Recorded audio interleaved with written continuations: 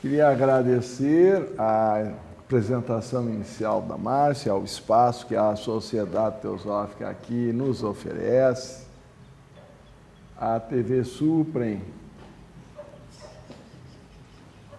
por mais esse programa que estamos apresentando, e me desculpar se eu tiver algum torcicolo metafísico, porque ao mesmo tempo eu tenho que fazer o lançamento online, presencial.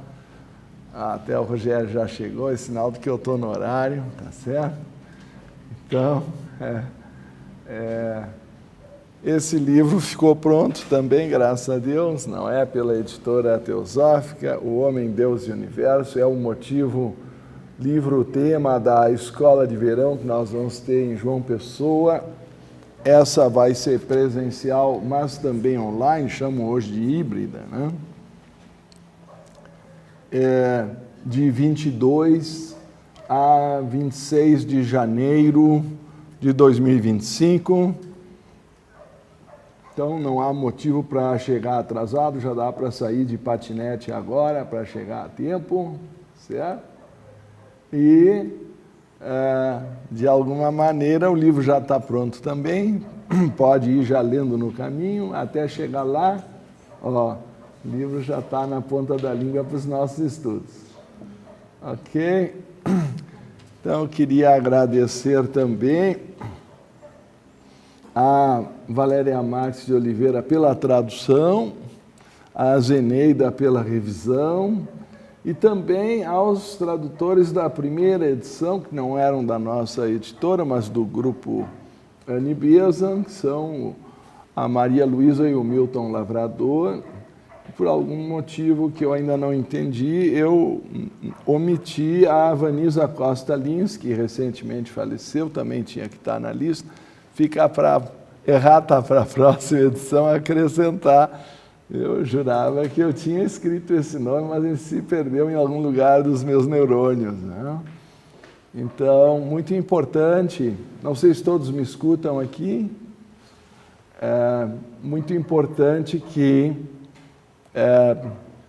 sejam lembrados e os devidos agradecimentos a todos que contribuíram para essa obra, em particular o Dr. Iqbal Kisheitaimini, que era químico da Universidade de Allahabad. Na verdade, ele fez o doutorado na Universidade de Londres e tornou-se catedrático da Universidade de Allahabad, na Índia, certo? O que eu faço para evitar o torcicolo metafísico? Tá bom assim? Graças a Deus. Tá certo, Então, é uma situação ímpar, mas tudo bem. Importante, na verdade, é o livro, está certo? Estão botando foco aqui na minha pobre pessoa. Aliás, fizeram um destaque ao meu prefácio na obra. Eu até fiquei um pouco envergonhado, porque o prefácio do autor virou apenas prefácio da edição inglesa, mas o autor merecia um pouco mais de destaque. Em todo caso, eu devo agradecer pela atenção dada, não é? E gostaria, então, de focar mais na obra. Primeiro, a escolha do título, que nós mencionamos ser muito importante, porque indica a clareza do próprio autor nas principais questões da filosofia esotérica, da sabedoria divina, que são o homem, Deus e o universo. As grandes perguntas do ser humano remetem a essas três questões. Se vocês pegarem um dicionário de filosofia e procurarem um desses três verbetes, vai dar muito pano para manga, como se diz coloquialmente, páginas e páginas. Só em filosofia da religião, sobre a existência ou não de Deus, é uma discussão que, como dizem, não acaba. E Dr. Taime viveu de 1898 a 1978 e, portanto, ele corresponde a um período aproximadamente de 100 anos depois da publicação, ou chegou a falecer próximo a 100 anos depois da publicação de A Doutrina Secreta, suponho que vocês todos saibam, obra máxima, obra-prima de Helena Petrovna Blavatsky. Então, aqui, lista de diagramas, o livro é todo cheio. Vamos dar uma olhadinha, olha só que maravilha. O ponto, o absoluto, o conceito de absoluto, o logos, a mônada, até chegar na grande ilusão, no som integrado. Isso tudo nós vamos estudar lá na Escola de Verão, e vocês podem nos acompanhar online ou podem sair de patinete já agora, porque né, vale a pena, já vai pegando um bronze para chegar no ponto, tá certo? É a beira do ponto mais oriental do Brasil.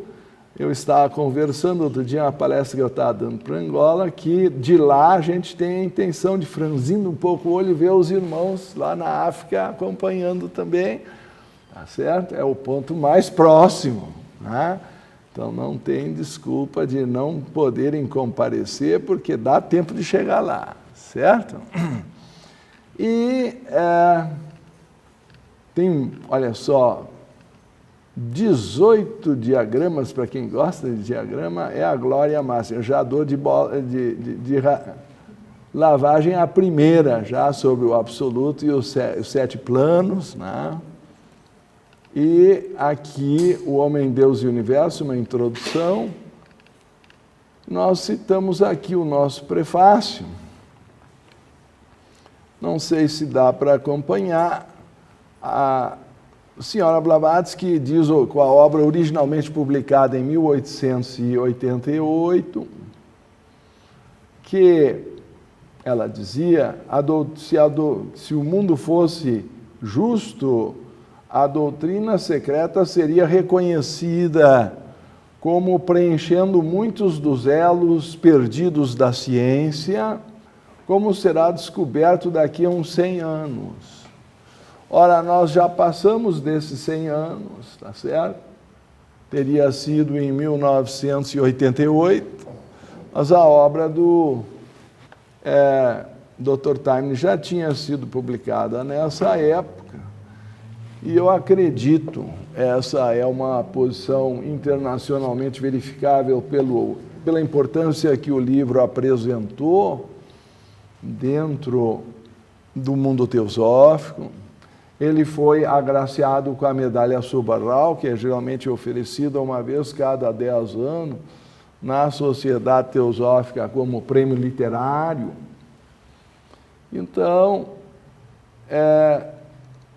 é uma obra que parece complementar e cumprir essa expectativa da senhora Blavatsky, agregando tantas evidências e mesmo corroborações científicas disponíveis 100 anos depois.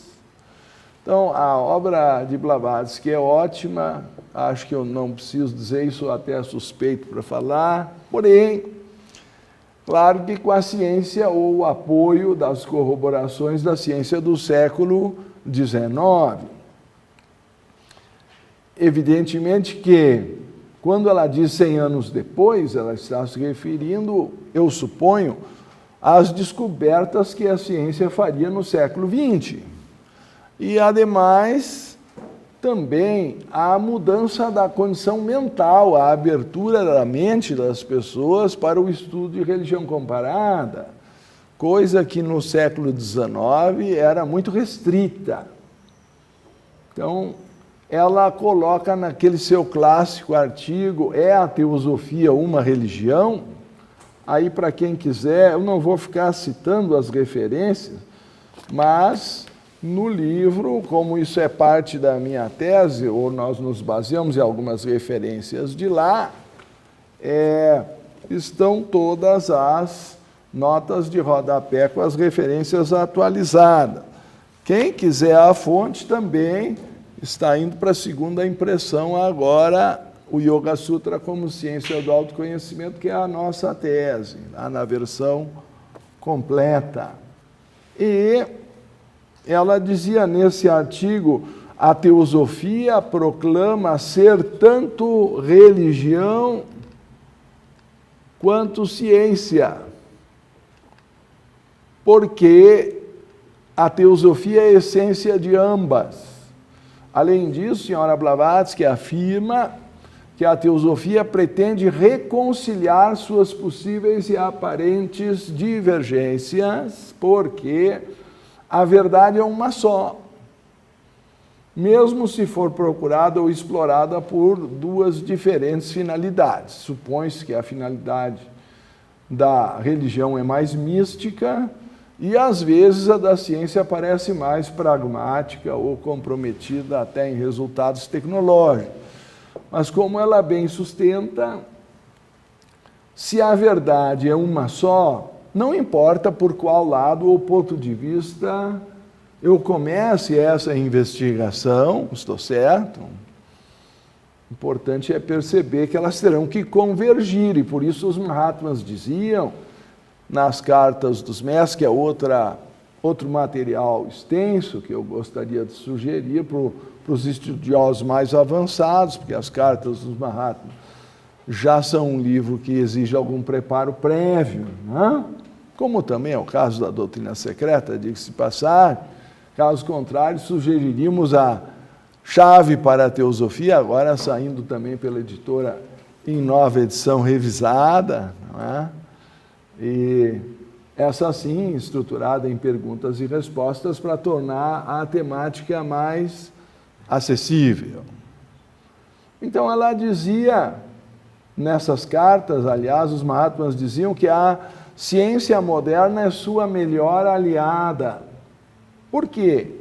Porque a ciência tem o dom de, pelo estudo dos fatos e por estar complementando o estudo da religião por um ângulo diferente, supondo que os dois honestamente sejam buscadores da verdade, eu acho que isso é fundamental, porque se os cientistas estiverem buscando vantagens para si ou os religiosos para as suas instituições, aí nós não estamos, na verdade, em busca da verdade, estou certo? Aí as pessoas estão desviando a verdadeira busca por interesses outros.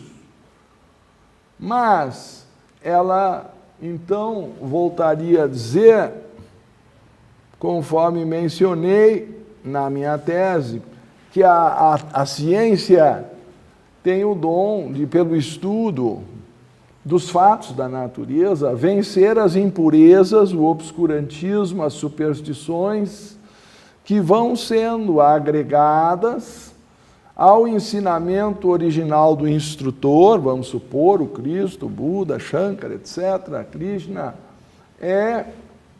e produzem o progressivo declínio das religiões que eles buscavam regenerar. Então, é no mínimo contraditório, mas as religiões vão se oxidando, como tudo nesse mundo, né? Eu costumo dizer que se até o ferro enferruja, imagina a gente. De vez em quando tem que botar um WD-40 aí para não estralar, as nossas articulações não ficarem muito crocantes, né? Mas as coisas vão se oxidando e a verdade vai criando ferrugem, azinhavre, vai... Enfim, qual é o elemento aí que nós vamos usar para remover essas impurezas, senão a busca dos fatos pela ciência?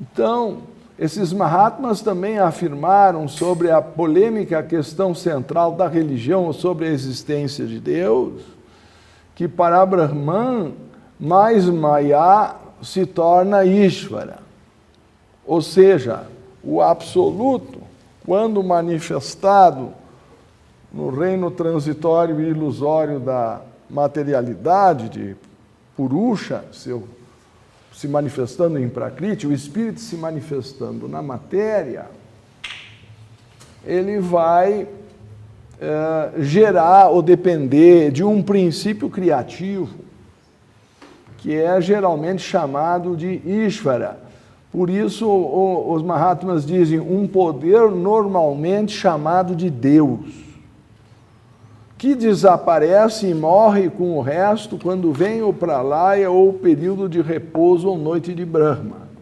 Então, nós consideramos aí, é compreensível que muitos desses termos da filosofia oriental criem uma possível confusão no leitor ocidental e, por isso, demandem progressiva e pedagógica explicação. Eu acho que é essa a grandeza do livro. Ele vai desde o início, conceituando o que é o absoluto, o que são as estátuas dos seus desdobramentos, ou os princípios que vão levando à manifestação, desde o imanifestado, certo? E, em síntese, como nós citaríamos do capítulo 1, e por que não até o início do capítulo 2, que é o ritmo cósmico, eu vou estar, basicamente, a ideia de que, tratando do conceito do absoluto, que é aqui chamado Parabrahman na tradição oriental, destacou-se que o princípio supremo deve ser uma síntese perfeitamente harmoniosa de todos os opostos possíveis. Então, essa é a ideia fundamental do capítulo 1, que, aliás, é um resumo da obra, embora eu não dispensasse o prefácio, não o meu, mas o Dr. Taimini, que ali está com o nome de prefácio da edição inglesa, porque ele avança gradualmente em todo o processo histórico, inclusive de relativa separação entre religião e ciência no Ocidente, sendo ele, eu volto a dizer, um cientista da Universidade de Allahabad, formado na Universidade de Londres, um especialista em química, um professor catedrático, e por isso ele faz uma ponte extraordinária entre a temática mística e o tema dito científico, a partir também da sua formação como Brahmane, que era na família em que nasceu na Índia. Então, ele é uma pessoa especialmente qualificada para essa obra, e ele diz, volto aqui ao ponto, que o absoluto, que ele compara com o número 0, destacou-se que o princípio supremo deve ser, eu prefiro ali como está no capítulo 2, vamos ver se eu consigo achar, o princípio último, né? Deve ser uma síntese perfeitamente harmoniosa de todos os opostos possíveis. Então, quando eu tenho o número 0, ele está também simbolizando o mais 1 e o menos 1. Tá? O mais 2 e o menos 2. O mais 3 e o menos 3, porque quando eu junto o mais 1 com o menos 1, dá 0. Quando eu junto o mais 2 com o menos 2, também dá 0, e assim sucessivamente. Então, é como se a soma da contabilidade universal tivesse que dar 0 para provar a harmonia das despesas e das receitas. Tem aqui especialistas melhor do que eu nessa área. Estou apenas lembrando o ponto básico dessa ideia de que o universo, no seu coração, tem que permanecer neutro.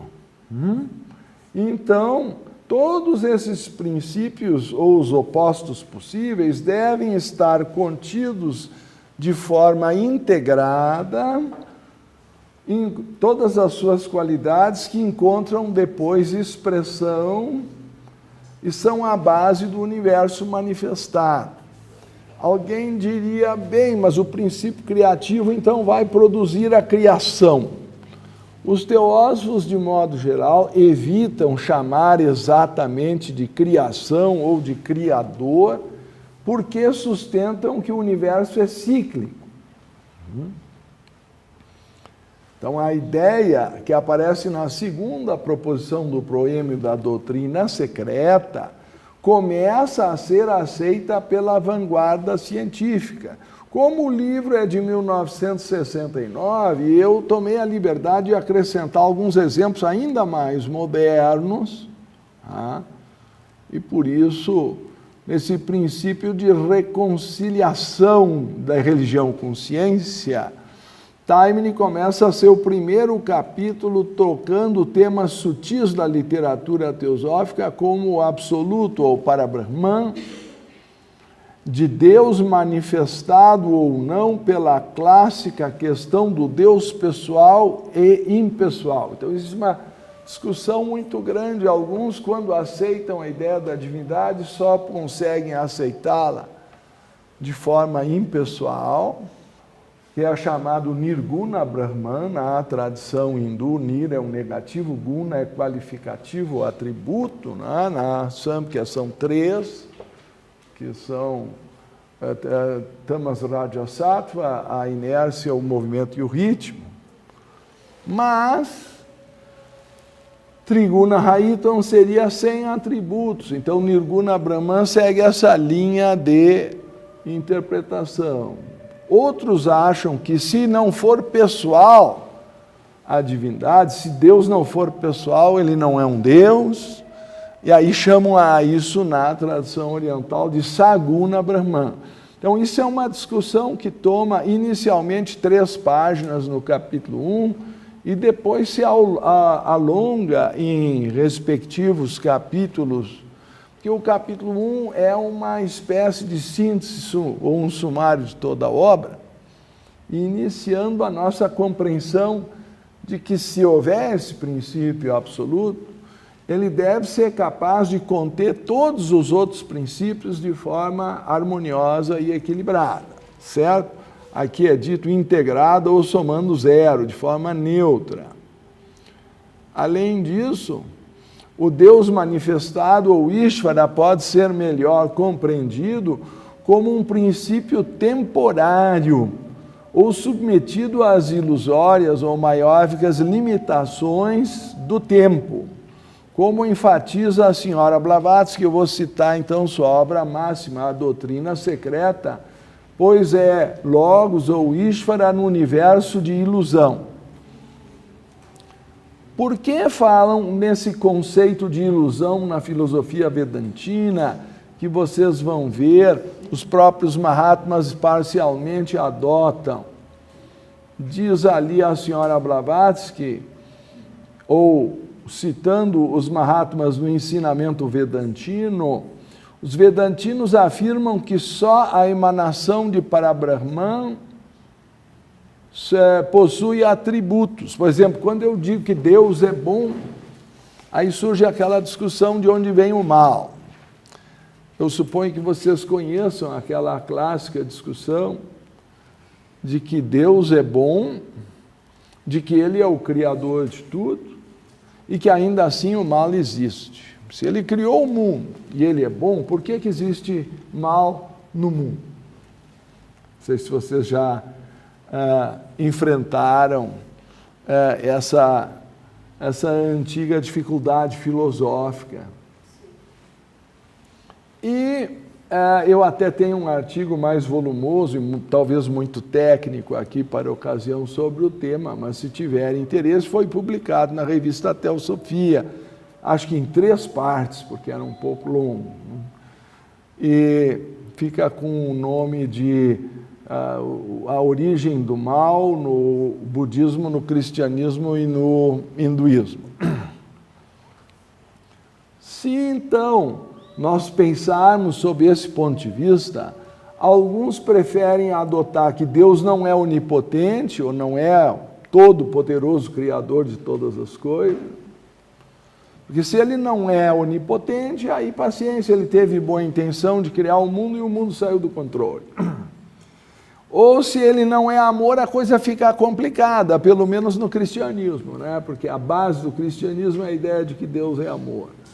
E no terceiro caso, Ele não teria criado o universo se criou sozinho, Ele está tentando ordenar depois, também fica complicado, porque a própria ideia de que Ele é o princípio criativo entra em contradição. Então, as soluções das diferentes religiões para esse problema da natureza do universo e da origem do mal, vão ser discutidas, é claro, no livro, mas qual é a natureza ilusória que está por trás desse conceito de avidya como ignorância espiritual ou de maya como uma ilusão cósmica? Alguns admitem que a origem do mal é a ignorância. Aliás, não são poucos. Eu poderia citar Platão no seu diálogo Protágoras. Eu poderia citar, para citar um exemplo bem ocidental, ele é um neopitagórico, portanto, o pai da filosofia, alguns chamam Pitágoras, pelo menos por ter criado o termo. Nós poderíamos entrar também na expressão de Buda, que coloca a avidya, ou a ignorância espiritual, como o primeiro dos nidanas, a origem de todo o sistema. Da minha tese considerar, mas João 8,32 atribui-se ao Cristo, pelo menos na versão histórica da Bíblia. É um evangelho canônico. Teria dito: conhecereis a verdade e a verdade vos libertará. Interpreto da seguinte forma: a falta do conhecimento da verdade, então seria a causa do aprisionamento ou escravidão à matéria, ao sofrimento, às condições da vida, que muitas vezes chamamos de condição humana. Não? Faz sentido, porque se a verdade, o conhecimento da verdade liberta, a falta do conhecimento deve escravizar. Então eu acho que, com outras palavras, o Senhor Cristo está dizendo a mesma coisa, que a causa do mal é a ignorância da verdade. Certo? Então nós estamos vendo que, como é dito aqui pelos mestres, nós não somos vedantinos advaitas ou monistas, mas nosso ensinamento com respeito à vida una é idêntico ao dos vedantinos advaitas, com relação a Parabrahman ou absoluto, e nenhum verdadeiro vedantino advaita treinado filosoficamente jamais se definirá como agnóstico, porque sabe que ele é idêntico em todos os aspectos à vida e à alma universal. Ou, traduzindo numa linguagem mais simples, Deus tem que estar no nosso coração. O absoluto tem que ser totalmente onipresente e subjacente a todo o universo, se é que nós podemos entender que há uma unidade subjacente a tudo. E é por isso tão profunda a interpretação do capítulo 1 sobre o absoluto. Primeiro, porque ele diz que contém todos os opostos. Segundo, porque os opostos têm que ser harmonizados. E aí, não sei se vocês já ouviram da lei de harmonia universal, que os orientais costumam chamar de karma. Ele diz: a lei do karma nada mais é do que a lei de causa e efeito, operando ao nível da vida humana e acarretando ajustamento entre o indivíduo e outros a quem afetou por seus pensamentos, emoções e ações.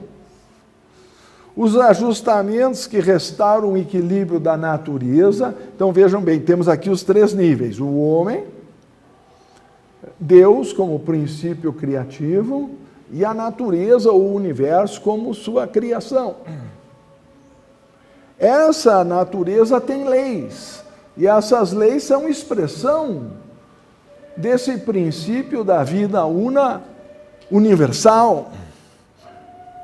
Então é dito que os ajustamentos que restauram o equilíbrio da natureza são de 2 espécies, podem ser imediatos ou retardados, alguns chamam de diferidos, seguindo um período de acúmulo. Porque para chegar a apresentar-se com efeito, ele tem um retardo para subir ao nível emocional e mental para depois descer, como a água precisa primeiro evaporar para depois vir a ser precipitada como chuva. Então, algumas ações físicas têm ação e reação imediata, como a lei de Newton. Mas aquelas que envolvem desejo, intenção, pensamento, elas têm um processamento no reino da natureza e nas suas leis muito mais lento, podendo eventualmente incidir somente em vidas futuras. Como eu ensinava para minha filha Sofia, já desde a chaleirinha, né, que ela me perguntou como é que era o assunto, nós temos hoje, a moça universitária está aqui conosco, né?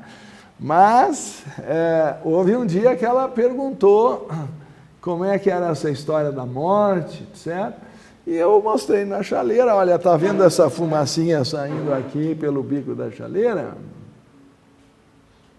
Ela vai chover em algum outro lugar, aquilo é água em forma de fumaça.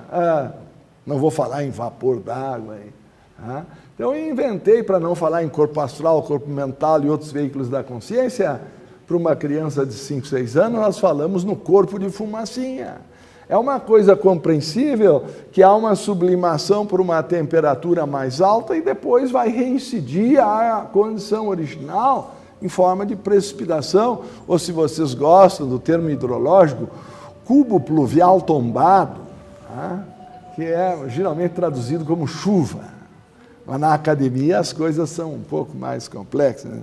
As reações naturais são imediatas na região da matéria inanimada, enquanto que no caso dos humanos, seres conscientes, elas são mais ou menos retardadas, porque existem esses ingredientes do desejo e da intenção, ou do astral e do mental, ok? Então ele vai explicando, eu acho, de uma maneira extraordinária, como esse princípio que mantém a unidade do universo é a causa da reação que vem da ação, porque para preservar o todo, eu gosto de comparar com uma pedra caindo num lago, ela transmite a perturbação, originalmente de um ponto, para manter a unidade do lago por ondas concêntricas que vão até a margem e retornam. E isso os orientais chamam de karma, se nós considerarmos a reação do que nós pensamos, do que nós sentimos e do que nós fizemos. Cada uma no seu próprio nível. Então vai haver uma reação psicológica, uma reação emocional e uma reação física. Tem até um livro que eu gosto de recomendar, A Doença como Caminho, que tenta trabalhar as ideias psicossomáticas, de como a condição emocional e mental, aliás, o Rüdiger tem um segundo livro intitulado Enciclopédia de Psicossomática, que aprofunda essa temática, de como, no fim, as nossas doenças são somatizações ou acelerações de processos que começam na mente, coisa que já dizia Hahnemann, o fundador da homeopatia, que a alma adoece antes do corpo. Claro que nós não temos todo o tempo do mundo, mas eu gostaria de, pelo menos, a frase final do Dr. Taime, essa lei de compensação não governa apenas as esferas limitadas da vida ou os fenômenos naturais, ela é universal em sua aplicação. Ela é universal e inviolável porque é a expressão do fato de existir no âmago da manifestação uma realidade última perfeitamente equilibrada, a que chamamos de absoluto. A compensação governa todas as esferas da vida e da natureza, porque o universo tem as raízes no absoluto, nesse número zero, a conta tem que fechar em zero, nós chamamos ocidentalmente de teodiceia ou justiça divina, e é a expressão dele. E como um giroscópio, ao pender para um lado, tende a voltar automaticamente à posição de equilíbrio para o outro, né? Então, eu não vou entrar em toda a questão do ritmo cósmico, mas vou dar uma noção, pelo menos, porque não está, acho, suficientemente claro para as pessoas que, na medida em que existir um Deus pessoal, ou Saguna Brahman, ele está submetido ao nirguna e mesmo ao absoluto, se quiserem diferenciar os níveis do imanifestado. Portanto, quando o princípio criativo cria um sistema solar, que os teólogos, para diferenciar, preferem chamar de logos, ou palavra em português, ou verbo em latim, logos é o equivalente grego. Então, o logos, ao se manifestar, ele é submetido a uma lei maior que a lei do karma, que é universal. Ele pode administrar a lei do karma e tentar ajeitar os números para melhorar a conta, mas ele não consegue simplesmente eliminar os karmas. Por isso a figura de que ele se sacrificou pelos outros, ou como Shiva bebe veneno e segura na garganta, por isso ele fica com a garganta azul. Então esses equivalentes de intermediação ou interferência na lei de ação e reação aparecem aqui ou ali, mas eu gosto muito daquela expressão que eu suponho todos conheçam também, desse livrinho O Luz no Caminho, que é uma síntese da teosofia apresentada entre a parte 1 e a parte 2, na verdade, do Idílio Lótus Branco, do mesmo autor. Cada homem é o seu próprio e absoluto legislador. Produzindo para si glória ou trevas, é o decretador de sua vida, recompensa ou punição. Então é ele que, na verdade, é o responsável pelo que lhe acontece, por mais que ele tenha esquecido, quando ele semeou aquilo que agora ele eventualmente está colhendo, ou nem compreenda que, por exemplo, a doença é fruto de um pensamento ou emoção desgovernada de um período distinto da sua vida. Em geral, é na idade mais avançada que nós colhemos os excessos da nossa juventude, porque lá a energia era abundante, mas quando chega no fim da linha, a pilha começa a falhar, ratear, e aí a corda rompe no chamado ponto mais fraco, onde houve maior desgaste, tá certo? E aí o tipo de temperamento vai desgastar mais um órgão do que o outro. Isso eu vou deixar vocês para lerem o livro aí do Rudiger Dahlke, tá? A Doença como Caminho, que eu acho muito especial. Mas o bispo Leadbeater, na sua simplicidade, tenta distinguir em linguagem do cristianismo esotérico, e eu ponho isso aqui no prefácio, a noção do absoluto e a noção de Deus pessoal. Vocês vão ver que aquela semana lá em João Pessoa vai dar muito pano para manga. Estão todos convidados para a Escola de Verão de 22 a 26 de janeiro. Ainda dá tempo de comprar o tal do patinete, certo? Fazer reserva no hotel é bom, mas sempre tem ali na ponte, tem uns lugares ali, dá para comprar também uma barraquinha, né? Então isso não é desculpa para não ir na Escola de Verão. Sem falar que agora tem essa vergonha que se chama participação online. Aí só aperta um botãozinho, pelo amor de Deus. Né? Quanto a Parabrahman, dizia o bispo Leadbeater, o absoluto, ele não é pessoal de modo algum, ele não é o que chamaríamos de uma existência, estar fora, ele está dentro, ele é a origem de tudo, ele é o elemento mais subjetivo de todo o universo, chamado vida una pelos teósofos. Sobre o absoluto não há nada que possa ser afirmado, seja o que for, exceto que ele não é isso, não é aquilo. Eu não posso dar atributos, dizer que ele é bom, que ele é mau, certo? Porque ele é imanifestado, ele é neutro. Ele só preserva a unidade do lago. Se uma pedra cair lá, ele tem que distribuir a perturbação para o lago inteiro. E ele vai levar de volta para onde a perturbação veio. Me expliquei bem com a história da pedrinha no lago? Ondas concêntricas.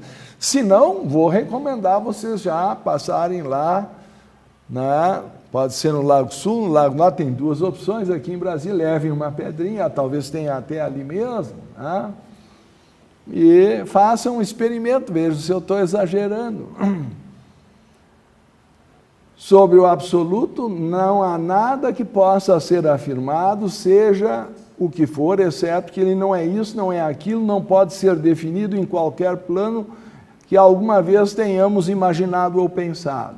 Como disse o Buda, agora ele está sustentando passagens do budismo. Não procurem por Brahman ou para Brahman, ou pelo princípio em lugar algum, por mais determinado que seja o buscador. O absoluto nunca pode ser alcançado. Véu após véu pode ser removido, mas sempre haverá véu após véu por detrás. É inútil especular, Brahman só pode ser compreendido em seu próprio nível. Então, isso é o famoso atiprashna, só iluminado o indivíduo pode compreender essas questões. É uma questão última. Agora ele se torna pragmático. Ele diz, quando falamos de Deus, referimos-nos para todos os efeitos práticos ao Logos, ou Ishvara, o Senhor, de nosso sistema solar. O Logos é mais compreensível do que o Absoluto, porque ele se elevou vagarosamente, ele evoluiu a partir de nossa própria humanidade. E a matéria física do Sol e os planetas do nosso sistema formam seu corpo físico. A matéria astral dentro dos limites do sistema é o seu corpo astral. A matéria mental, seu corpo mental, e, portanto, somos todos partes dele. Na linguagem mais cristã, afirma São Paulo, nele vivemos, nos movemos e temos o nosso ser ou a nossa existência. Certo? Então, aí está citando os Atos dos Apóstolos 17 e 28. Eu gosto da segunda expressão como síntese dessas verdades antigas. É dito, o princípio que dá a vida mora em nós e fora de nós, ou habita em nós e fora de nós. É imortal e eternamente benéfico. Não é ouvido, nem visto, nem sentido pelo olfato, mas é percebido pelo homem que deseja a percepção. Isto é o êxtase, estar fora do corpo. A experiência que o cristão chama de arrebatamento, que o budista chama de satori, pelo menos no Zen budismo japonês. A ideia de uma experiência mística que leva a pessoa a uma percepção fora dos 5 sentidos. Então, Deus pode ser conhecido nesse nível, e é disso que trata o título, da relação do homem com Deus e com o universo e suas leis, incluindo aí a principal, que seria a lei do karma. E porque temos ele em nosso coração, também a primeira dessas verdades é mencionada, a alma do homem é imortal, e o seu futuro é o futuro de algo cujo crescimento e esplendor não tem limites. Gosto muito da conclusão do autor. Essas verdades são grandes como a própria vida, são tão simples como a mais simples das mentes humanas, alimentai com elas os famintos. Então nós não temos por que dizer que a teosofia tem que ser complicada, ainda que aqui a demonstração seja baseada na ciência, certo? Então, da discussão entre o espírito e a matéria, eu vou citar a expressão oceano infinito de luz, da senhora Blavatsky, no volume 2 da Doutrina Secreta, que ela caracteriza esse oceano.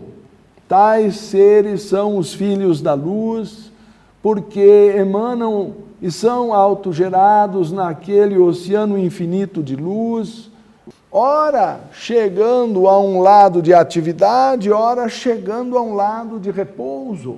Um vai gerando o outro, por isso que se evita teosoficamente falar exatamente numa criação, mas se quiserem nesse raciocínio, Einstein já se manifestava seu interesse quando leu a Doutrina Secreta, e aí nós temos referência de que sua sobrinha afirmava na respectiva biografia que seu tio sempre tinha uma cópia de A Doutrina Secreta de Blavatsky na sua escrivaninha.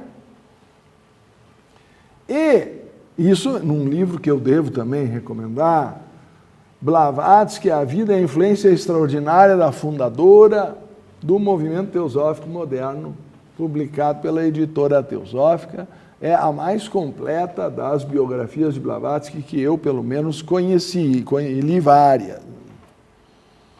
Nesse ponto, surge na vanguarda da ciência moderna a hipótese do Big Bang, que vocês devem conhecer, que o universo explodiu de uma singularidade original, mas, mais recentemente, como descrita por Stephen Hawking, como uma grande explosão a partir de um ponto inicial, ou uma singularidade no início do universo há cerca de 15 bilhões de anos.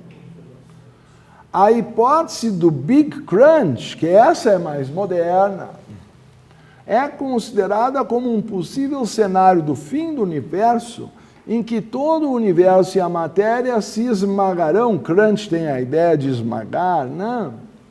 Formando uma singularidade. O elemento mais recente que traz alternativas ao Big Crunch no retorno a alguma singularidade foi a descoberta dos buracos negros, aos quais, vocês sabem, John Wheeler, em 1969, assim denominou o buraco negro, como a região do espaço-tempo de onde nada, nem mesmo a luz, consegue escapar devido à gravidade ser tão forte. Então, como o fóton tem alguma massa, nem ele consegue escapar da gravitação. Na verdade, o modelo do universo cíclico é defendido atualmente por Steinhardt, da Universidade de Princeton, e Turek, da Universidade de Cambridge, em artigo publicado no renomado repositório ARXIV. Esse não é número romano, mas é uma coordenação de trabalho deles, da Universidade de Cornell, com o seguinte resumo: propomos, veja, isso é ciência do século XXI, propomos um modelo cosmológico no qual o universo passa por uma sequência interminável de épocas cósmicas, cada uma começando com um Big Bang e terminando com um Big Crunch. A temperatura e a densidade são finitas e a cada transição de crise para crise. E em vez de ter uma época inflacionária, cada ciclo inclui um período de lenta expansão, com a aceleração, como observado recentemente, seguido de contração lenta, e a combinação produz homogeneidade, planicidade, flutuações de densidade e energia necessárias para iniciar o próximo ciclo. Então, a vanguarda da ciência moderna está aceitando a segunda proposição da doutrina secreta de Blavatsky, como ela previa que aconteceria 100 anos depois. E o livro do Dr. Time nos traz essas reflexões, sendo que eu acrescentei algumas evidências do século XXI. Então, Roger Penrose, em 2013, físico da Universidade de Oxford, e o Guzaradian, da Universidade de Yerevan, publicaram um artigo na revista The European Physical Journal Plus, sustentando ter encontrado indícios a favor da hipótese do universo cíclico. E esses indícios foram detectados a partir dos dados do satélite WMAP, lançado pela NASA. Eu não vou ler tudo isso aqui. Sonda americana projetada para fazer um mapeamento do universo de radiação cósmica, e podem ser interpretados como o fim de outro universo anterior ao Big Bang, que deu origem ao universo atual. Então, nós temos dados científicos de investigação contemporânea que dão sustentação à hipótese da ciclicidade do universo. Suponho que vocês saibam, sob a qual, visto de forma universal, toda a vida é cíclica, inclusive a humana que reencarna. Então, a própria ideia da reencarnação está baseada nisso. Às vezes as pessoas não ligam o macro com o micro, mas o efeito menor é que a nossa vida também é cíclica, certo? Não se poderia, então, deixar de fazer essas manifestações, né? Temos aí todas as citações, os agradecimentos, e eu recomendaria muito a leitura do prefácio da edição inglesa do Dr.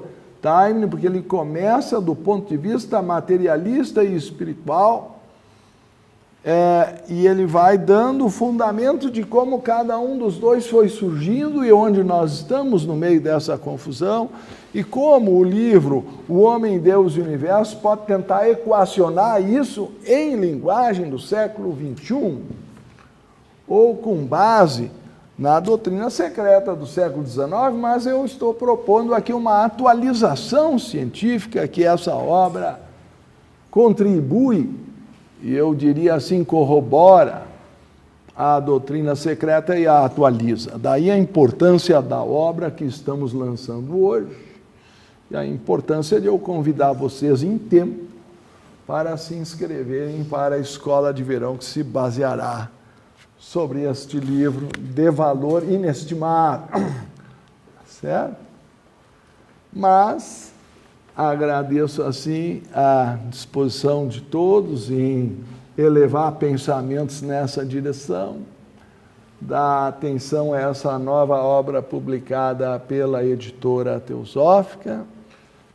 Se, porém, contudo, entretanto, houver perguntas, eu passo a palavra a nossa querida irmã Márcia, que conduz os trabalhos.